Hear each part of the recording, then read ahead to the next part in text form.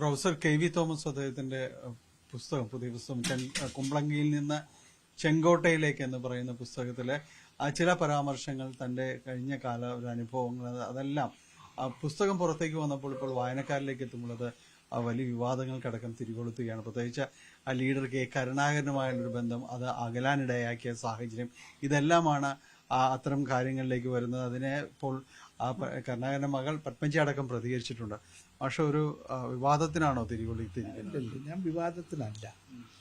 ഈ പുസ്തകത്തിൽ വന്ന എല്ലാ കാര്യങ്ങളും കലാകൗമുദി ഉൾപ്പെടെയുള്ള കേരളത്തിലെ പ്രധാനപ്പെട്ട ആഴ്ചപ്പതിൽ വന്നിരുന്ന കാര്യങ്ങളാണ്, പുതിയതല്ല. പക്ഷെ അതെല്ലാം കൂടി ഒന്ന് ക്രോഡീകരിച്ചു. അത് തന്നിക്കുട്ടി അബ്രഹാമാണ് ക്രോഡീകരിച്ചത്. അന്ന് ആർക്കും വലിയ പരാതിയൊന്നും ഞാൻ കേട്ടില്ല. ഇപ്പോൾ ഇത് ക്രോഡീകരിച്ച് പ്രസിദ്ധീകരിച്ചപ്പോഴാണ് ചില മാധ്യമങ്ങളിൽ വന്നു. അതിൻ്റെ ഒരു പ്രതികരണമാണ് പത്മജ വന്നതെന്ന് എനിക്ക് മനസ്സിലായി. പത്മജ പുസ്തകം വായിച്ചിട്ടുണ്ടെന്ന് എനിക്ക് തോന്നുന്നില്ല. പുസ്തകം മുഴുവൻ വായിച്ചു കഴിഞ്ഞൊരു ഒരു ഒരു ഒരു കമൻ്റാണ് ഞാൻ പ്രതീക്ഷിക്കുന്നത് എല്ലാവരും. ഞാൻ ലീഡറുമായിട്ട് ഏറ്റവും കടപ്പാടുള്ള ആളാണ്. ലീഡറുടെ കുടുംബത്തോട് ബന്ധമുള്ള ആളാണ്. ഞാൻ ഒരിക്കലും അവരെ അപമാനിക്കാൻ ശ്രമിച്ചു. അതുകൊണ്ട് ഞാൻ പറഞ്ഞല്ലോ, പത്മജയ്ക്ക് എന്തെങ്കിലും വേദന തോന്നുന്നു ക്ഷമിക്കണം, മനഃപൂർവ്വം ഒന്നും ചെയ്തിട്ടില്ല. പിന്നെ ഇത് എൻ്റെ ജീവിതത്തിലൊരു പ്രധാന ഘട്ടത്തിൽ വരുന്ന പുസ്തകമാണ്. എനിക്ക് 80 വയസ്സാകുന്നു. ഞാൻ എൻ്റെ നാട്ടിൽ കുമ്പളങ്ങിയിൽ, ഞാൻ ഇന്നലെ പറഞ്ഞു, എൻ്റെ അപ്പനും അമ്മയും സഹോദരങ്ങളും, ഇപ്പോൾ എൻ്റെ ഭാര്യ ഷെർലിയ അന്ത്യവിശ്രമം കൊള്ളുന്ന ഈ മണ്ണിലേക്ക് ഞാൻ നാളെ വരണം. അപ്പോൾ ഈ സമയത്ത് ഞാൻ എഴുതിയില്ല, പിന്നെ എന്നാ എഴുതുക? അത് എനിക്ക് പറയാവുന്ന എല്ലാ കാര്യങ്ങളും എൻ്റെ സത്യസന്ധതയും. പിന്നെ ഞാൻ ഡയറി എഴുതുന്ന ആളാണ്. ഇപ്പോൾ ഈ കഴിഞ്ഞ 4-ാം തീയതി മുതൽ ഉള്ള സംഭവങ്ങൾ, കേരളത്തിലെ രാഷ്ട്രീയ സംഭവങ്ങൾ ഞാൻ എഴുതിയിട്ടുണ്ട്. ഇത് ചിലപ്പോൾ 5 വർഷം കഴിഞ്ഞ് ഞാൻ ജീവിച്ചിരിക്കുന്നുണ്ടെങ്കിൽ പ്രസിദ്ധീകരിക്കാം. അതെല്ലാം വിവാദമാകുമെന്ന് പറഞ്ഞാൽ പ്രസിദ്ധീകരിക്കാതിരിക്കാൻ പറ്റും, എഴുതാതിരിക്കാൻ പറ്റും. പിന്നെ ഇത് കച്ചവടത്തിലൊക്കെ ഞാനൊരു പുസ്തകം എഴുതി വിൽക്കാൻ വേണ്ടി ഒരു പുസ്തകം ഞാൻ വിറ്റിട്ടില്ല. ഞാൻ എൻ്റെ സുഹൃത്തുക്കൾക്ക് കൊടുക്കും. ഇപ്പോൾ എൻ്റെ പ്രിയ സഖീഷറിൽ എന്നുള്ളത് ആക്കെ വിറ്റതല്ല, എൻ്റെ സുഹൃത്തുക്കൾ വരും, ഞാൻ അവർക്ക് കൊടുക്കും. ഈ പുസ്തകം ഞാൻ അങ്ങനെ ചെയ്തുകൊണ്ടിരിക്കുന്നത്. എൻ്റെ സുഹൃത്തുക്കൾ വരുന്നു, അവർക്ക് കൊടുക്കുന്നത്. ഒരു വിൽപ്പനയല്ല ഇത്. അതിനൊരു കച്ചവടം ഉണ്ടാക്കേണ്ട കാര്യമില്ല. അനുഭവങ്ങൾ പറയുക. ആ അനുഭവങ്ങൾ എൻ്റെ സത്യസന്ധതയാണ്. ആരെയും വിഷമിപ്പിക്കാൻ വേണ്ടിയുള്ളത് എൻ്റെ സത്യസന്ധതയാണ്. അത് ഞാൻ പറഞ്ഞില്ലെങ്കിൽ പിന്നെ എന്നാ ഞാൻ ഇപ്പം പറഞ്ഞില്ലെങ്കിൽ സത്യത്തിൽ ആ വിഷയങ്ങൾ, അതായത് പത്മജ മത്സരിക്കാൻ തീരുമാനിച്ചത്, ഒപ്പം മുരളീധരൻ KPCC പ്രസിഡന്റിലേക്ക് വരുന്നത്, ഇതെല്ലാം അന്നത്തെ ഒരു ഈ മാഷ് എഴുതിയതുപോലെ തന്നെയുള്ള സംഭവങ്ങൾ തന്നെയായിരുന്നു. അന്നത്തെ തലമുറയ്ക്കറിയാം. ഞാൻ പ്രത്യേകിച്ച് പറയേണ്ട കാര്യമില്ലല്ലോ. അതല്ലേ നോക്കേണ്ടത്. എനിക്കതിന് ഞാൻ പറഞ്ഞത് ഞാൻ കമൻറ്റിനില്ല എന്ന് പറഞ്ഞ കാര്യം. ഇതെല്ലാം വായിച്ചിട്ട് കാര്യങ്ങൾ മനസ്സിലാക്കട്ടെ. ഞാൻ ലീഡർ ഒരിക്കലും അപമാനിച്ചിട്ടില്ല, സ്നേഹിച്ചിട്ടേ ഉള്ളൂ. അത് എന്നെ അനുഗ്രഹിച്ചിട്ടുള്ള ആളാണ്. കുടുംബത്തോട് എനിക്ക് നല്ല ബന്ധമുണ്ട്. അതുകൊണ്ടാണല്ലോ പത്മജയ്ക്ക് വിഷമം തോന്നിയിട്ട് ഞാൻ സോറി. പക്ഷേ ഇത് ഞാൻ ഡയറി എഴുതി അതിൽ നിന്നും പ്രസിദ്ധീകരിച്ച് അതൊന്ന് ക്രോഡീകരിച്ച് 80 വയസ്സായപ്പോൾ പ്രസിദ്ധീകരിച്ചെന്ന് മാത്രമേ ഉള്ളൂ. ഇതിനു മുമ്പ് ഇവിടെ കേരളത്തിലെ മാധ്യമങ്ങൾ കൊടുത്തതല്ലേ ഇതെല്ലാം. പുതിയ സംഭവങ്ങളൊന്നും അല്ലല്ലോ. ആരെങ്കിലും നേരിട്ട് വിളിച്ചിരുന്നോ?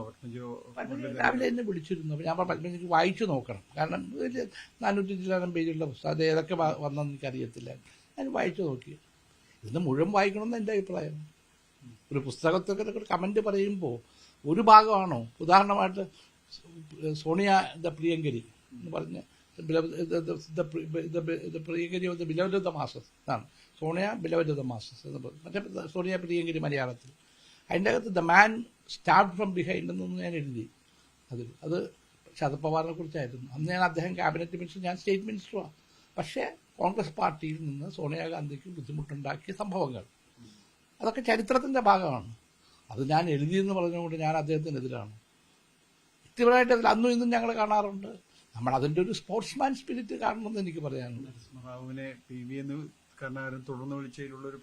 അല്ല, അത് ഞാനത് പറഞ്ഞ കാര്യങ്ങളില്ലേ, അത് ഞാനില്ലാത്തതൊന്നും ഇതിൻ്റെ അകത്ത് പറഞ്ഞിട്ടില്ല. ഞാൻ നേരിട്ട് കണ്ട കാര്യങ്ങൾ, ഞാൻ മനസ്സിലാക്കിയ കാര്യങ്ങൾ ഒക്കെ ഞാൻ അതാരെയും കളിയാക്കാൻ വേണ്ടിയല്ല. അത് അങ്ങനെ ഇതുവരെ ഉണ്ടായില്ലല്ലോ. ഇത്രയും നാളെ പത്രങ്ങളിലൂടെ വന്നപ്പോൾ, മാധ്യമങ്ങളിലൂടെ വന്നപ്പോൾ ആരും അന്ന് പ്രതികരിച്ചില്ലല്ലോ. ഇപ്പൊ ബുക്കായപ്പോഴാണല്ലോ പ്രതികരിച്ചത്. ബുക്കായപ്പോഴും വായിച്ചിട്ടല്ല. 1-2 ചാനലുകളിൽ വാർത്ത വന്നു. ആ ചാനലിലെ വാർത്തകളുടെ റിയാക്ഷനാണ്.